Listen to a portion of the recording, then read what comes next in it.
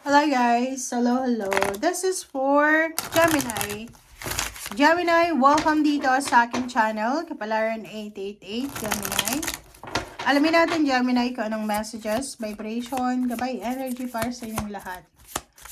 Please comment down below if you resonated. So this is from January 5 until January 11 of 2026. Okay, dito muna tayo sa negative. Okay, Gemini. Gossip dims your glow.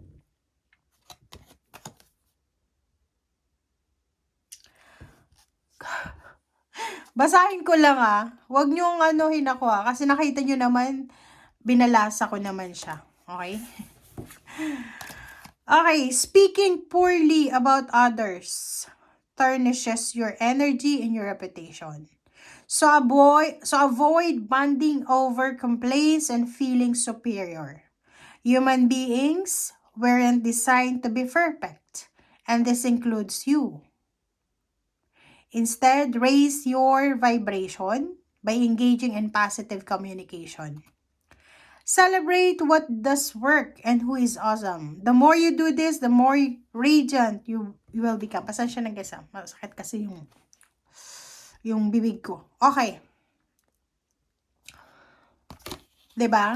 Ang pinaka-message na to, yung pagchichismis, pagkukwento, pakikipagchismisan, yung pagsasalita ng hindi maganda sa ibang tao, nakakasira daw yon ng energy natin and ng reputasyon natin. Kasi for me, ako kung sino yung nagdadala sa akin ng chismis, sa kanya ako naiinis. Hindi ako naiinis doon sa chinichismis niya. Kasi iniisip ko na etong taong ito, na chismosa, hindi siya pwedeng pagkatiwalaan. 'Di ba? Siya yung nagdadala ng toxicity. Siya yung nagdadala ng triggers Kasi for me, pag may chinismis ka sa akin, tapos na yan sa akin Kasi hindi ko yun ikukwento sa iba. Kasi what for?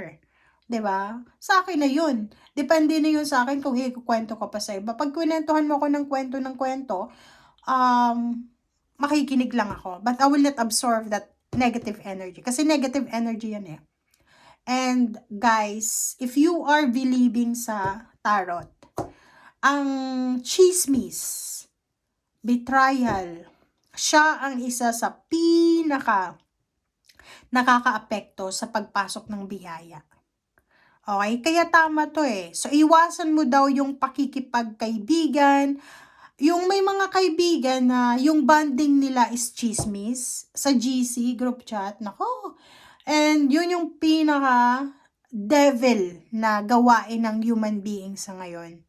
And yun, sinasabi ng barahan na iwasan mo yung makipag-bonding sa mga taong mahilig mag-complain, yung parang feeling superior. Kasi yung mga chismis ganyan pag, that's common sense Pag chinismis mo yung isang tao, bakit mo siya chinismis? It's because meron siya nang wala ka, or wala siya nang mayroon ka? Tama ba yun? Or chinichismis mo siya because you're insecure chinichismis mo siya because may ayaw ka sa kanya. 'Di ba? Parang ganun. Na feeling mo, pag chinismis mo yon, superior ka na. So, dito sa barang to, sinasabi ng barahan na human beings weren't designed to be perfect. 'Di ba? So, hindi naman talaga tayo ginawa dito sa mundo para maging perfecto. And this includes you. Okay? So, kailangan natin, kasi yun nga, sabi ko sa ibang readings, low vibration talaga guys ang chismis. Raise your vibration by engaging in positive communication. Okay? Doon tayo sa positive. Celebrate what does not work. Celebrate what does work and who is awesome. Doon lang tayo sa positive. Pag-usapan natin yung success ng ibang tao. Huwag natin pag-usapan yung failure nila. Okay? Kasi the more you do this, the more radiant you will become. So, the more na umiwas tayo sa chismis, sa panggugulo, sa panglalait, the more na mag-shine tayo. Okay? And alam niyo ba, kasalanan yan. Yun yung talaga guys, kasalanan yung chismis, kasalanan yung betrayal, kasalanan yung lahat yan. jealousy, envy, kasalanan yan. Yan yung magbablock ng yan magbablock ng blessings. Kaya, makikita mo may mga tao na nakapagtapos naman sila ng pag-aaral. Galing sa pamilyang suportado sila, pero makikita mo yung buhay nila parang miserable. It's because may mga ginagawa sila na hindi nila dapat ginagawa. Na yun yung nagbablock sa kanila sa mga blessings. Okay, so yun. Instead of negativity, share your gifts. Okay, diba? Sinasabi dito, ito, dalawang klase yan. It's either we are speaking poorly about others or we are sharing our gifts to others, diba? So, are we sharing negative or are we sharing positive? So, yun yung tanong sa'yo. Okay? Sa itong positive na to, sinasabi na yung pagiging creative mo daw ay posibleng malaking impact yan sa mundo. Okay? So, sinasabi ng barahan na to na kung ano man itong meron kang talento, gifts, ay kailangan mong i-share. So, hindi naman yung chismis yung kailangan natin i-share kasi hindi naman yung blessings, diba? And umiwas ka sa mga taong chismoso-chismosa. Kasi hindi yan makakatulong sa'yo. Iba-block niyan yung lahat ng blessings mo. Okay. Okay lang makinig sa chismis, guys. Pero, wag kang magko-comment, wag kang makiki-join. Kasi yun na nga, diba? That's evil. And wag mo nang, ikwento yung kwento sa'yo. Tapusin mo na sa'yo, diba? Parang gano'n. Pag may nagkwento sa'yong chismosa, okay, nakinig ka. But, tapusin mo na sa'yo. Wag mo nang ikwento pa kung kanino. Slandering is really a sin. Okay, so Ace of Cups, the Lovers. Nakikita ko sir dito, merong Gemini na pwedeng ikaw ay single in a relationship or ano pa man. So, pwedeng yan yung chismis. Okay, pwedeng may isang tao dito na may asawa, may boyfriend, girlfriend, na posibleng may third party. So, yun yung pwedeng chismis na makuha mo sa linggong ito.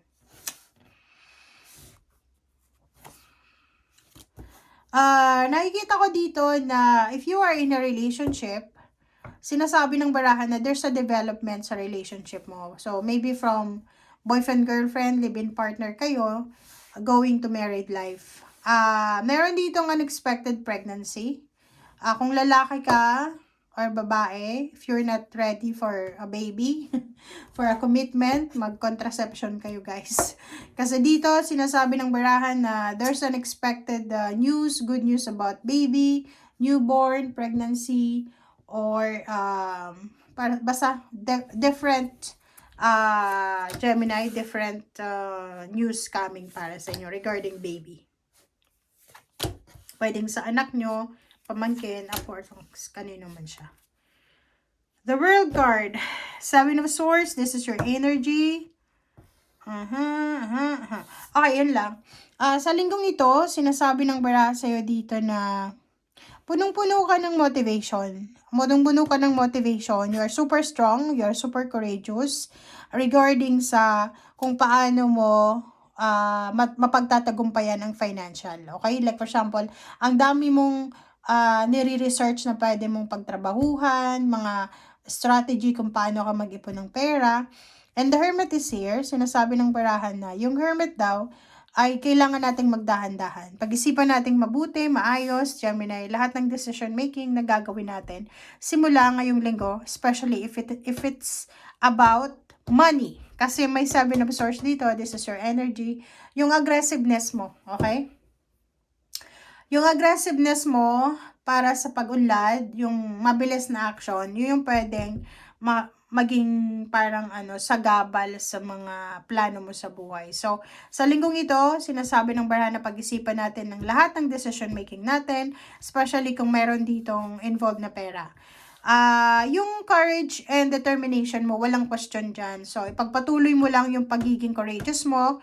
And yung 7 of Swords dito, iwasan natin yung sobrang aggressiveness. Okay? Kasi parang sobra-sobra kang aggressive eh. 'Di ba na halimbawa, may mga naisip ka lang, tapos gagawin mo na. Okay? Nakikita ko you're waiting for some help financially or emotionally sa linggong ito, but stop waiting kasi walang darating na tulong sa'yo, lalo na sa financial. Thank you guys for watching and see you again. Bye!